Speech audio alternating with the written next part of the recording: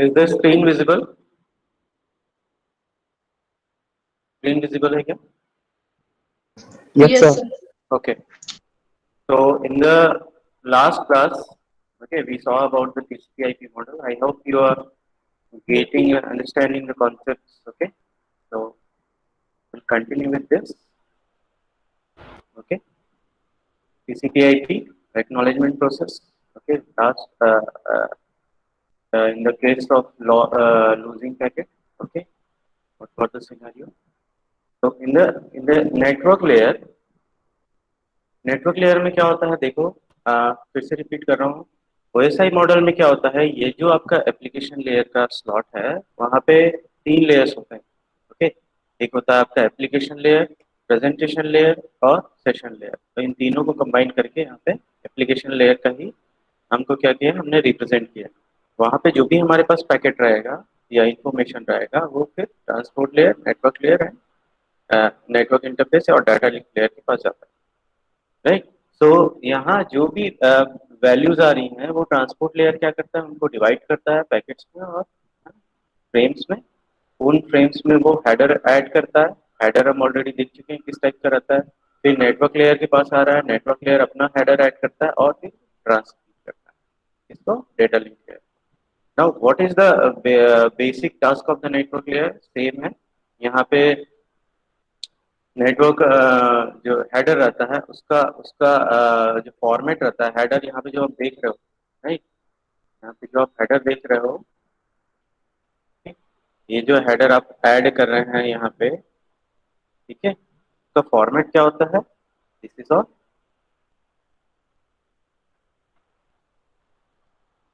Okay, so a header is added to each segment in the network layer and it consists of following fields. एक होता है आपका total length, time to leave, protocol, header checksum, source address, destination address and segment. What is segment? Segment is nothing but the packet or data. Okay, so ये सारी चीजें इसमें होती हैं। एक होता है आपका total length of the header and message, time to live होता है, प्रोटोकॉल होता है, हेडर चेकसम होता है, source address and destination address. तो इसमें क्या क्या होते हैं, एक टोटल लेंथ कितना होता है, total length of the packet.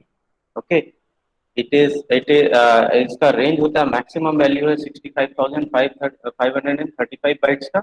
Okay, तो ये टोटल लेंथ इतना हो सकता है, कम या ठीक है, कम हो सकता है या मैक्सिमम इतने तक वैल्यू हो सकती है। टाइम टू लीव क्या दिखा रहा है, टाइम टू लीव का मतलब ये है उसका सर्वाइवल टाइम है, उस पैकेट का सर्वाइवल टाइम है कि कितने टाइम तक वो सर्वाइव कर सकता है। इसमें हम इसका सर्वाइवल टाइम कैसे देखते हैं कि कितने मैक्सिमम नंबर ऑफ टाइम्स उसको हम राउट कर सकते हैं। ठीक है, जितनी बार राउट करेंगे, तो एक्चुअली राउट करने के बाद वो क्या होता जाएगा, एक पर्टिकुलर टाइम के बाद वो फिर डिस्ट्रॉय हो जाएगा या फिर उसमें एरर आने की प्रोबेबिलिटी रहती है। तो ये इंटैक्ट कब तक रहेगा, 255 जो मैक्सिमम इसको हम 255 टाइम्स हम इसको क्या कर सकते हैं, मैक्सिमम टाइम्स हम राउट कर सकते हैं। उसके बाद उसमें क्या होता है, एरर की प्रोबेबिलिटी बढ़ जाती है, तो इंटैक्ट नहीं रहेगा वो, हमारा पर्पस सॉल्व नहीं होगा कि उसमें अगर एरर आ रहा है या उसमें बिट्स अगर चेंज हो रहा है, नॉइस अगर इंट्रोड्यूस हो जा रहा है तो क्या होगा, that is a problematic scenario. So time to leave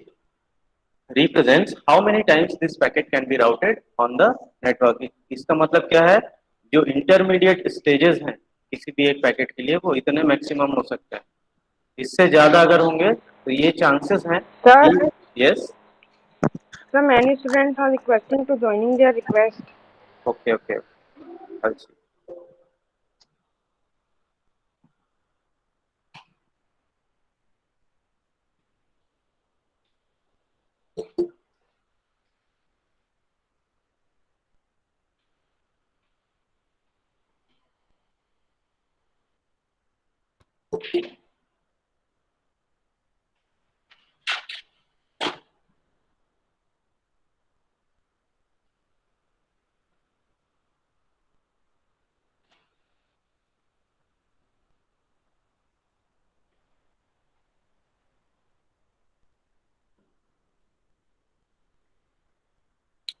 okay students, will continue with this.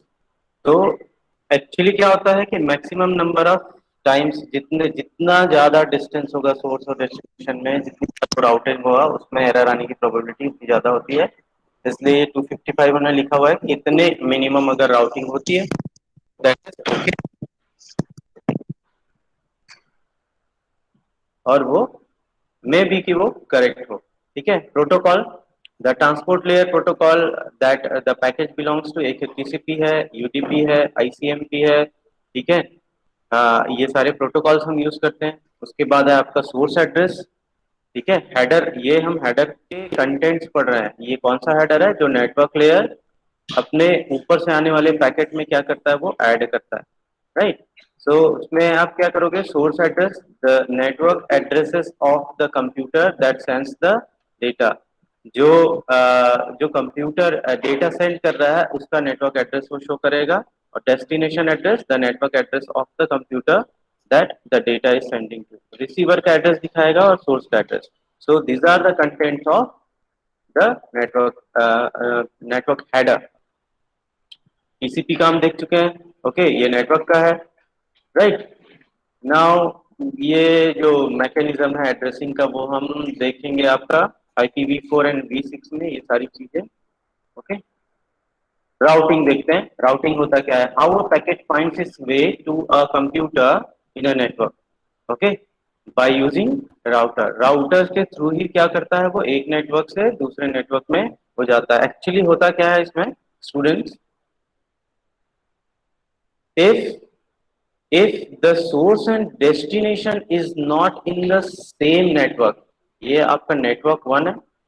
if the source and destination is not in the same network, एक नेटवर्क वन है यहाँ पे, एक दूसरा नेटवर्क है। ये सब हमने देखा हुआ था कि नेटवर्क क्या होता है। ओके, कितने टाइप के नेटवर्क्स होते हैं। ये आपका नेटवर्क टू है। तो यहाँ से नेटवर्क वन और नेटवर्क टू के बीच में अगर सोर्स और डेस्टिनेशन यहीं के यहीं है तो क्या होगा? वो इजीली फाइंड आउट हो जाएगा और इजीली पैकेट ट्रांसमिट हो सकता है। बट अगर किसी एक यहाँ पे एक सोर्स है, ठीक है, सोर्स यहाँ पे है और उसका डेस्टिनेशन यहाँ पे है, तो इस तक पैकेट कैसे जाएगा?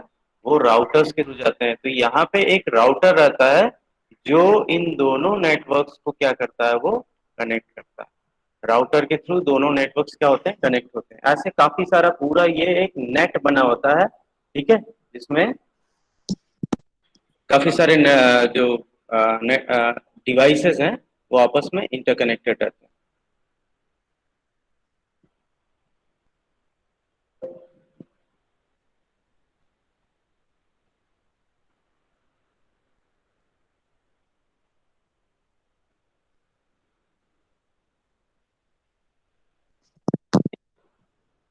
So this is routing. Routing is the selection of a path to guide a packet from the source to the destination. Okay, criteria क्या होता है इसमें? हमको सेलेक्ट करना है shortest path, quickest path and cheapest path. Cheapest का मतलब ये है कि ज्यादा हमारे रिसोर्सेस उसमें यूज ना हो। ठीक है, so that other packets can be transmitted on that particular way. तो ये पर्टिकुलर डायग्राम है। देखो, यहाँ पे सोर्स आपका लिखा हुआ है, यहाँ पे हांगकांग में कहीं पे है। ओके, और उसको यूएस के किसी एक पर्टिकुलर सिस्टम से क्या करना है?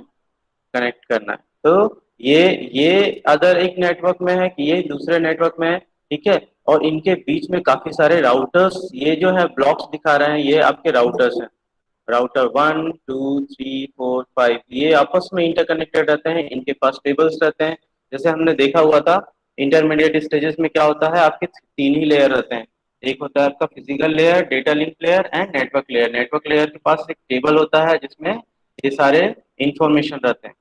ओके, तो यहाँ क्या हो रहा है कि ये इनके पास इनको एक्चुअली हम इनके पास एल्गोरिथम रहता है जिसके थ्रू ये क्या करते हैं? ये देखते हैं कि कौन सा पाथ फ्री है, कौन सा पाथ पास में है, किससे हम है ना चीपेस्ट वे से या विथ लेस टाइम हम क्या कर सकते हैं? ट्रांसमिट कर सकते हैं। तो ये आपस में कैलकुलेशन करते हैं और एक दूसरे को हैंड ओवर करके क्या करते हैं? पैकेट को डेस्टिनेशन तक पहुंचाते हैं। ये होता है आपका राउटिंग। ठीक है, each router has a table that records the estimated distance to all other routers. You can have a look on these points. Okay, तो थोड़ा क्लियर एक पिक्चर हो जाएगा। Each router has a table that records the estimated distance to all other routers। एक router क्या करता है, अपने आसपास के सारे राउटर्स का जो एस्टिमेटेड डिस्टेंस है, टाइम है, वो सारी चीजें कैलकुलेट करता है। If a router knows the entire network topology, the shortest path can be easily calculated. ठीक है, और ये टेबल की हेल्प से हम क्या कर सकते हैं, हम फाइंड आउट कर सकते हैं कि अगर हमको टेबल अभी बेस सेंड करना है, कहाँ ट्रैफिक है, कहाँ नहीं है, राइट। तो उसके थ्रू हम शॉर्टेस्ट पाथ और जो लेस टाइम वाला बात जो है वो हम क्या कर सकते हैं, सेलेक्ट कर सकते हैं। To achieve this, routers broadcast link state advertisement to routers periodically by means of the routing protocol। Each router knows the exact topology, then the it calculates the shortest path। okay, topology को पता है इनको, हमने brain दिया हुआ है, ये calculations करते हैं, एल्गोरिथम्स अप्लाई करते हैं। ठीक है, बट फिर भी ऐसा नहीं कि 100% ये ट्रू है, they can give a wrong estimation also. Okay, ये सारी चीजें हम नेक्स्ट पढ़ेंगे। लास्ट है आपका data link layer and physical layer. तो बेसिकली डेटा लिंक लेयर और फिजिकल लेयर क्या करते हैं, फिर ये जो नेटवर्क लेयर से जो डेटा आ रहा है वो आपके नेटवर्क इंटरफेस या डेटा लिंक लेयर और फिजिकल लेयर में आते हैं, वहां पे ये अपना हेडर ऐड करता है, फिर ट्रांसमिट करता है ये। ठीक है, ये हो गया पूरा का पूरा ट्रांसमिशन प्रोसेस। और जब रिसीवर पे जाता है तो यही सारी चीजें हमने देखी थी कि रिसीवर पे इसका अपोजिट प्रोसेस होता है। जैसे जैसे हेडर को इंक्लूड किया गया है यहाँ पे स्टेप बाय स्टेप, वैसे ही हेडर को वो रिमूव करते हैं, प्रोसेस करते हैं। ठीक है, और ये पूरा टीसीपी आईपी में एक कनेक्शन एस्टेब्लिश होता है। ठीक है, कनेक्शन का क्या कहाँ देखा था हमने, टीसीपी आईपी में जैसे ये देखा था एक्नॉलेजमेंट वाला जो प्रोसेस है। ठीक है, तो एक कनेक्शन एस्टेब्लिश हो जाता है फर्स्ट पैकेट के बाद, फिर वो क्या करते हैं, वो कम्युनिकेट करते रहते हैं unless and until they transfer the entire message. Okay, so ये एक डिटेल व्यू था, हमने देखा था टीसीपी आईपी प्रोटोकॉल का। इसको हम समराइज करते हैं in simple terms and we'll see some more other points।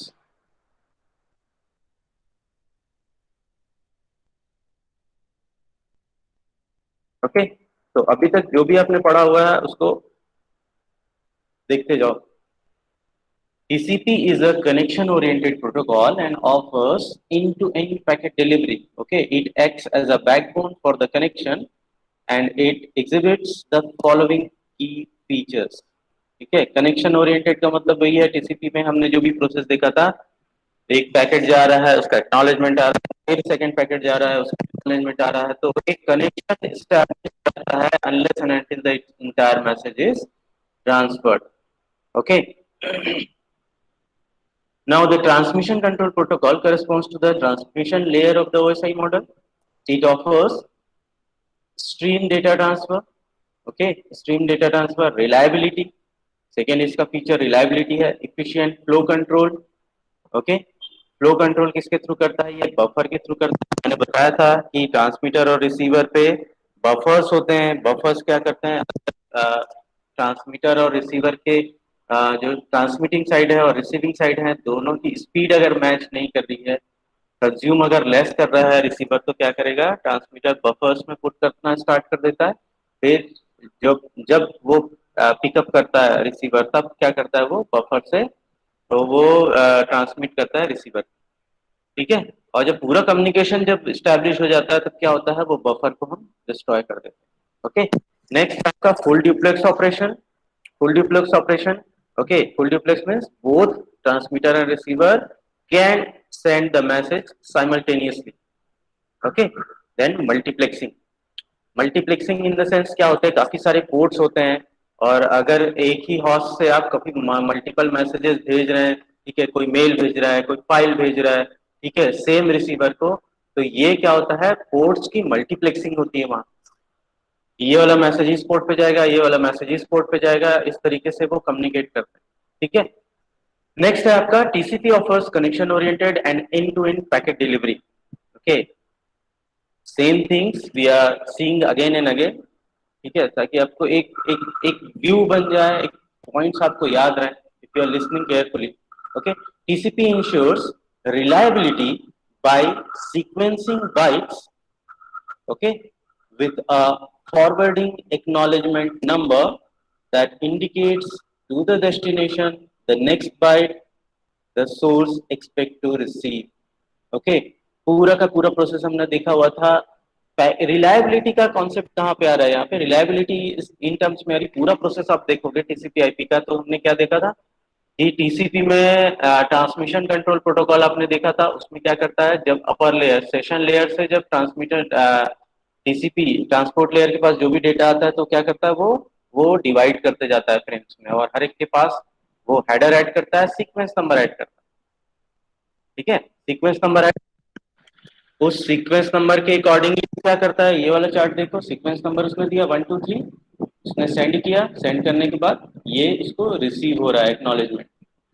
तो यहाँ एक रिलायबिलिटी जनरेट हो रही है कि मैंने जो सेंड किया था वो रिसीव हो रहा है, राइट, और फिर मैं दूसरा सेंड कर रहा हूँ, फिर उसका मैसेज रिसीव हो रहा है। तो एक रिलायबल कम्युनिकेशन है कि मैसेज जो भी ट्रांसमिट हो रहा है वो रिसीव हो रहा है रिसीवर पे, सो दैट रिसीवर के पास कोई भी पैकेट का पार्ट या सेगमेंट का कोई भी एक पोर्शन मिसिंग नहीं है। सपोज इसमें हमने ओरिजिनल मैसेज जो है ये, उसको हमने क्या किया, डिवाइड किया 3 पार्ट्स में, 1 2 3। अब इन 1 2 3 से ही ओरिजिनल मैसेज बनेगा, राइट।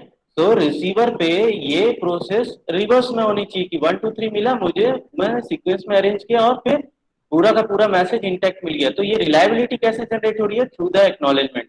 एक्नॉलेजमेंट मिल रहा है तो हम रिलायबल हैं, हम अश्योर है कि हमारा मैसेज जो है वो इंटैक्ट है, कोई भी पार्ट इसमें मिसिंग नहीं है, सो दैट जो मैसेज है रीजनरेट कर पाएंगे आप, राइट। सो रिलायबिलिटी, ठीक है, it retransmits the byte that not acknowledged with the specified time period। अभी हमने देखा था कि जो एक पर्टिकुलर टाइम तक अगर रिसीव नहीं हो रहा है, जैसे ही उसका टाइमर होता है तो क्या होता है, फिर से वो पैकेट रीट्रांसमिट होता है। Okay, TCP offers following services to the processes at the application layer।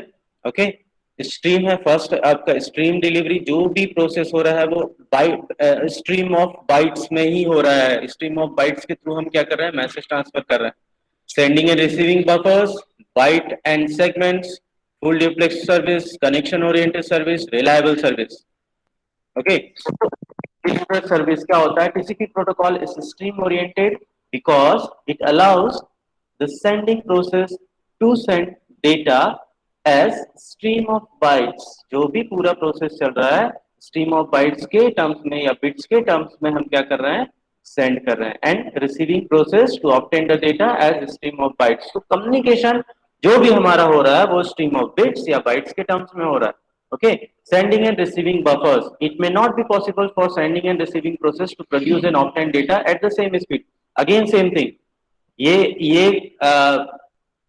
ये नेसेसरी नहीं है कि जो ट्रांसमिट कर रहा है और जो रिसीव कर रहा है दोनों सेम स्पीड पे, दोनों सेम लेवल पे काम कर रहा हो। ठीक है, सो जैसे मैंने रेडीपिन का एग्जांपल दिया था वैसे ही है कि अगर एक का स्पीड हायर है दूसरे का स्पीड लोअर है, अगर सेंडर अगर हायर स्पीड से सेंड कर रहा है, रिसीवर उस स्पीड से कंज्यूम नहीं कर पा रहा है, तो वो बफर्स में जाते हैं। बफर्स का एक पर्टिकुलर सेगमेंट होता है जिसमें जा रहा है डेटा, ठीक है, वहां से फिर जैसे ही कंज्यूम होते जाता है रिसीवर पे, बफर से डेटा जाता है। ठीक है, therefore TCP needs buffer for storage at the sending and the receiving ends also। Okay, full duplex service, full duplex हमने देखा था, एक डेटा सेंड कर रहा है, दूसरा एक्नॉलेजमेंट सेंड कर रहा है, फिर डेटा जा रहा है, फिर एक्नॉलेजमेंट आ रहा है। तो इस तरीके से फुल ड्यूप्लेक्स ऑपरेशन परफॉर्म होता है। Transmitting the data in duplex mode means flow of data in both the directions at the same time। Okay, now connection oriented service।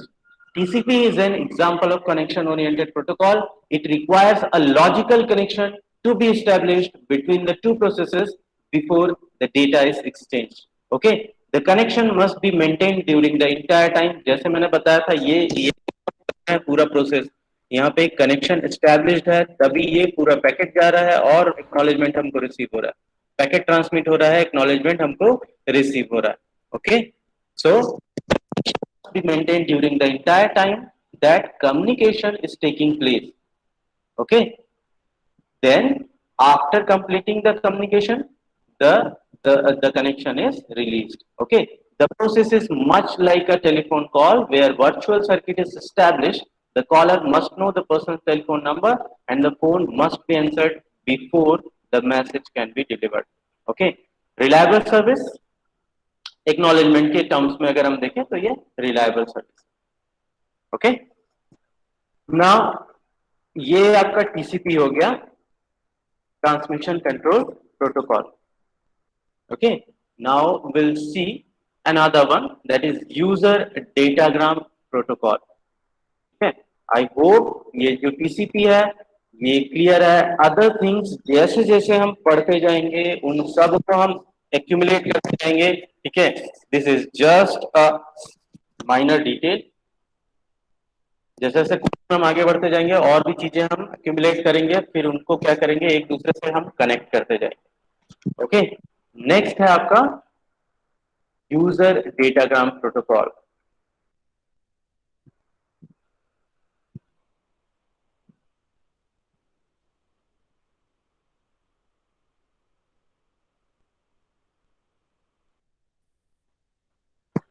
Now, what is datagram?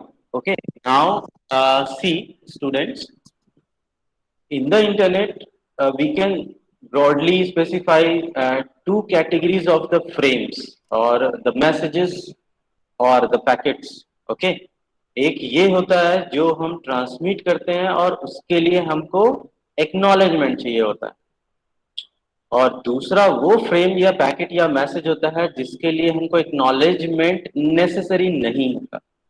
ठीक है, किसमें necessary होता है? जैसे हम देख सकते हैं कि we are writing some message, some lines. Okay, हमने कुछ डॉक्यूमेंट सेंड किया है, ठीक है, जिसमें थोड़ा सा भी एरर जो है वो एक्सेप्टेबल नहीं है.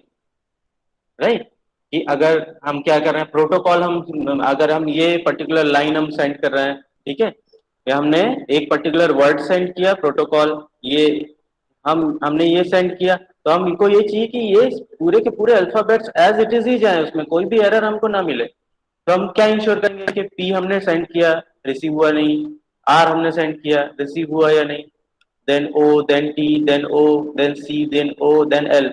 तो ये सारी चीजें हम इंश्योर करेंगे कि हमको रिसीवर को मिली है कि नहीं, सो दैट वो क्या करे, इन सारे अल्फाबेट्स को मिला के फिर से वो ये वर्ड जनरेट करे रिसीवर साइड पे. अगर इसमें से ओ मिसिंग हो जाएगा, सेकंड टी मिसिंग हो जाएगा, तो क्या हो जाएगा, ये हम फिर से उसको रीजनरेट नहीं कर सकते इन द करेक्ट फॉर्मेट. तो एक वो मैसेज या फ्रेम्स होते हैं जिनको हम क्या कर रहे हैं, सेंड कर रहे हैं, और हम इंश्योर करना चाहते हैं कि ये करेक्ट फॉर्मेट में चले गया, तो हम एक्नॉलेजमेंट का प्रोसेस होता है उसके रिगार्डिंग. और दूसरे मैसेजेस वो होते हैं जिनके लिए हमको बिल्कुल भी एक्नॉलेजमेंट नहीं चाहिए, हम ट्रांसमिट कर रहे हैं करते जा रहे हैं. जैसे हमने क्या किया, हम जैसे मीडिया है, हम ट्रांसमिट कर रहे हैं, वीडियो हम ट्रांसमिट कर रहे हैं, हम ब्रॉडकास्ट कर रहे हैं. ठीक है, तो उसमें अगर कुछ ऊपर नीचे हो भी जाता है, एक आध फ्रेम अगर मिसिंग भी है, तो क्या होगा, ज्यादा से ज्यादा पिक्चर में एक आध पिक्सल मिसिंग होगा, वीडियो में एक आध पिक्सल मिसिंग होगा, बट वो रीजनरेट करने में माइनर डिटेल्स जो है वो उतना उसको डिस्ट्रॉय नहीं करते. राइट, ठीक है, बट मैसेज जो होता है, जैसे फाइल हम सेंड कर रहे हैं, कोई मैसेज हम सेंड कर रहे हैं, तो उसमें सारे अल्फाबेट्स, सारी चीजें एक जैसी होनी चाहिए जैसे हमने ट्रांसमिट किया था, तो उसमें एक्नॉलेजमेंट का रिक्वायरमेंट होता है. और इसमें जैसे हमने वीडियो ट्रांसमिट कर दिया, कुछ हम ब्रॉडकास्ट कर रहे हैं, वॉइस हम सेंड कर रहे हैं, थोड़ा बहुत ग्लिचेस अगर आते भी हैं तो वो रीजनरेट हो जाता है. The other part can see this, other part the receiver can understand this. ठीक है, तो उसमें इंटेक्ट अगर नहीं भी जा रहे हैं, कुछ पैकेट अगर मिसिंग भी हो रहे हैं, तो क्या होगा, पिक्सल चेंज हो जाएगा थोड़ा बहुत, या पिक्चर थोड़ा डिस्ट्रॉय हो जाएगा, वॉइस डिस्ट्रॉय हो जाएगा. Right, but that can be regenerated and that is acceptable. Okay, so इसी को हम बोलते हैं आपका डेटाग्राम. फर्स्ट होता है आपका फ्रेम्स एंड पैकेट्स, दूसरा होता है डेटाग्राम. ठीक है, तो like IPUDP is connectionless and unreliable protocol. Connectionless का मतलब यह है कि हम देखो, अभी अभी कनेक्शन का मतलब ये था, हमने यहाँ पे देखा हुआ था कि एक कनेक्शन एस्टेब्लिश हो गया है दोनों के बीच में, फिर मैसेजेस का, है ना, ट्रांसफर हो रहा है from sender to receiver, receiver to sender, again and again. ठीक है, तो यहाँ कनेक्शन के एस्टेब्लिशमेंट रिक्वायरमेंट नहीं है, एक साइड से ट्रांसमिट हो रहा है, दूसरा रिसीव करते जा रहा है, इट इज अनरिलायबल। अनरिलायबल का मतलब ये है we are not asking for the acknowledgement from the receiver side. Okay, so it does not require making a connection with the host to exchange the data. Since UDP is unreliable protocol, there is no mechanism for ensuring the data is sent, the data sent is received or not. Okay, we are transmitting and transmitting and transmitting. UDP is much simpler protocol than TCP, and it is useful in situations where the reliability mechanism of TCP are not necessary. Okay, UDP is used by the application that typically transmit a small amount of data at one time. Okay, UDP provides protocol port use, that is UDP message contains both source and destination port number, that makes it possible for the UDP software at the destination to deliver the message to correct the application program. So, user datagram protocol is again a transport layer protocol. ठीक है, हमने देखा हुआ था जो यहाँ पे आपने देखा है, हाँ yes,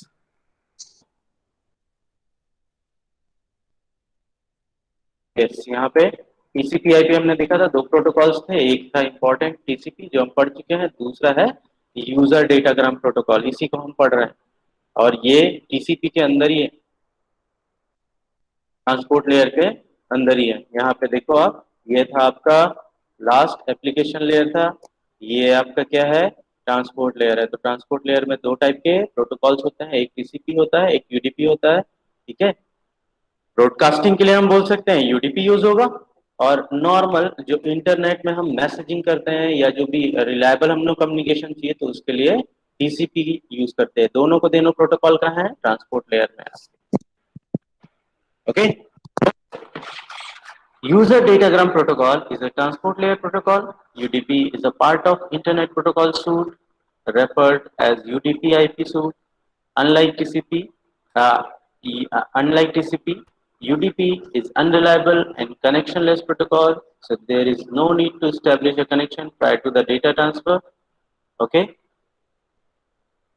though transmission control protocol is a dominant transport layer protocol used with most of internet services, okay, but it provides assured delivery, reliability and much more, but all these services cost us with the additional overhead and latency. बात हम कर रहे हैं TCP की।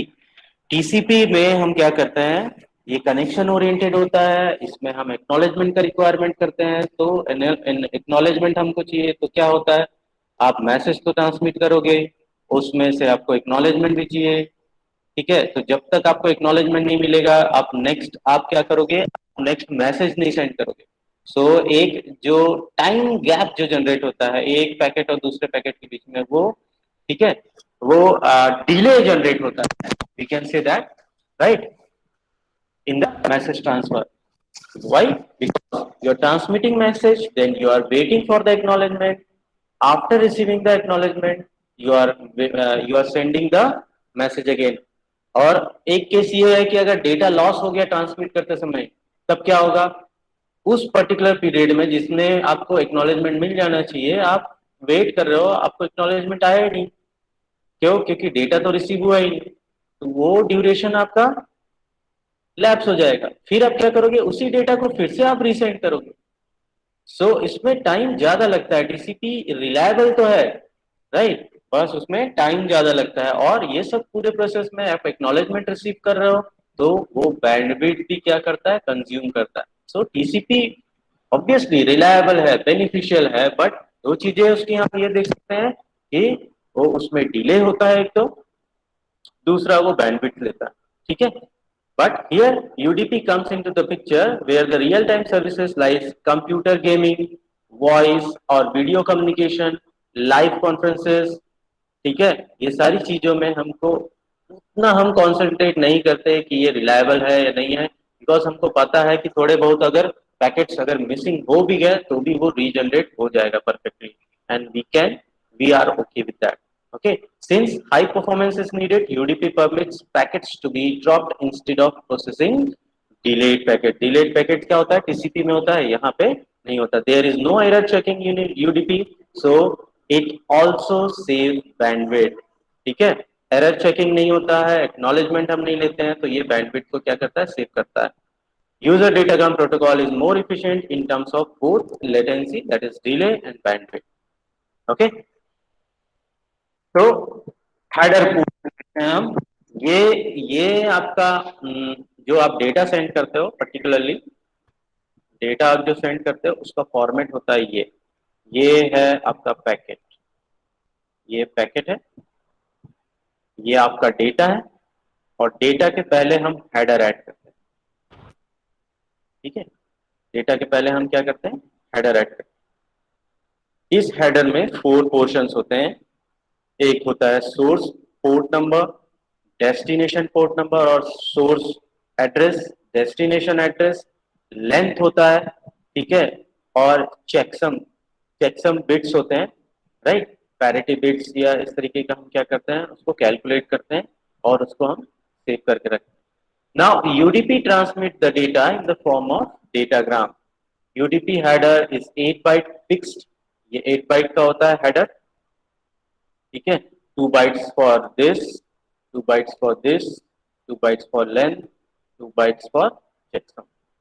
Okay, while for TCP it may vary from 20 to 60 bytes. First 8 byte contains all the necessary header information and remaining part consists of data. Remaining part consists of data. 8 bytes starting के जो header होते हैं उनमें information होता है regarding the UDP datagram, और बाकी का जो पोर्शन है उसमें हम डेटा ऐड करते हैं. ठीक है, the source and destination port fields serve the same function as they do in the TCP. Source and destination port number, source का जो सेंडर है उसका आईपी एड्रेस, उसका एड्रेस वो शो करता है. सोर्स पोर्ट जो है, डेस्टिनेशन पोर्ट जो है वो डेस्टिनेशन का एड्रेस होल्ड करता है, राइट. डेस्टिनेशन का एड्रेस वो क्या करता है? शो करता है. The length field specifies the length of the UDP header and the data. Okay, ये तो length field है, ये पूरा का पूरा UDP header, और जो data है उसका length ये क्या करता है? ये contain करता है. ठीक है, the checksum field allows the packet integrity checking. UDP checksum is optional. यहाँ पे ये optional होता है. Okay, you can draw this particular box so that you remember this. Okay, only this portion you can note down this.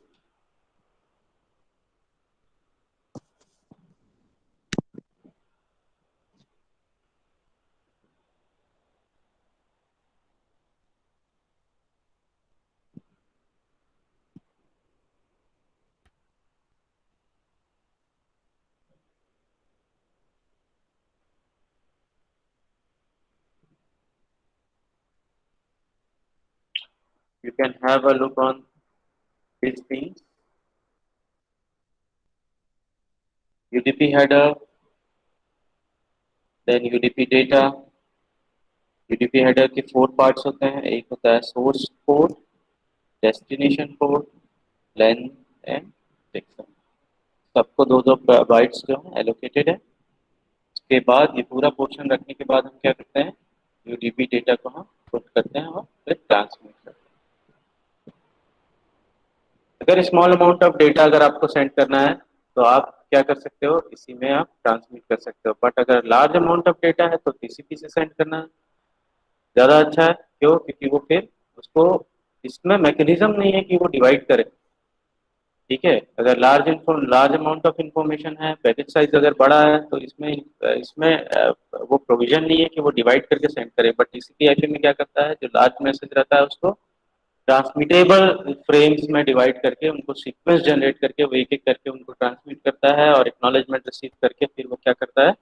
फिर उनको receiver and पे reassemble करके फिर ट्रांसमिट करता है आपके अपर लेयर. ओके,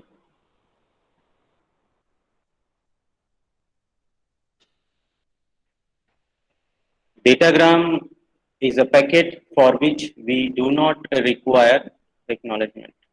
नॉर्मल जो फ्रेम है उसके लिए हमको एक्नॉलेजमेंट चाहिए और वो होता है आपका टीसीपी आईपी में, यूडीपी में हमको एक्नॉलेजमेंट नहीं चाहिए. ओके.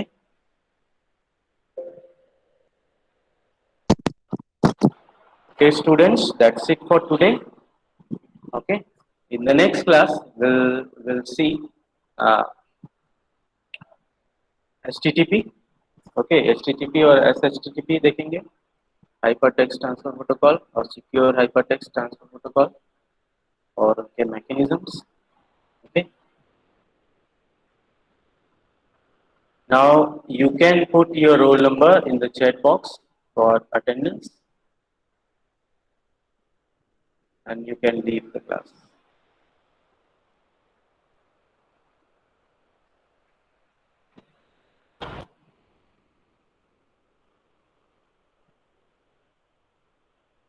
Thank you, sir.